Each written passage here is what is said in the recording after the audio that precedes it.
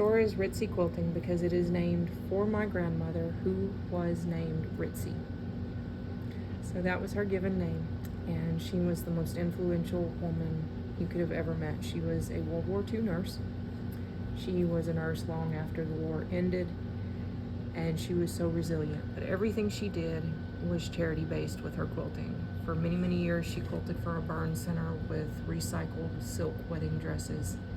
She quilted for the VA, for the VA nursing home. She quilted for anybody that needed a quilt and a hug. She gave back. That was her defining purpose.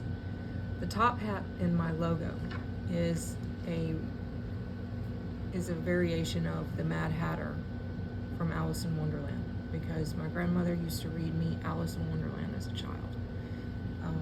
It was one of her favorite books. It became one of my favorite books, and I thought that it was amazing.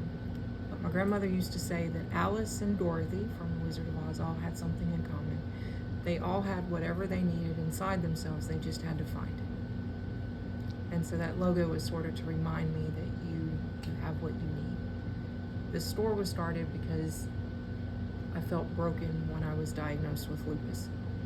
And so everything that I had done before was gone, and I had to find something else to do and be. And so I started quilting again. And the store is born out of that. The second most influential woman I have ever met in my life, and I am so grateful for her.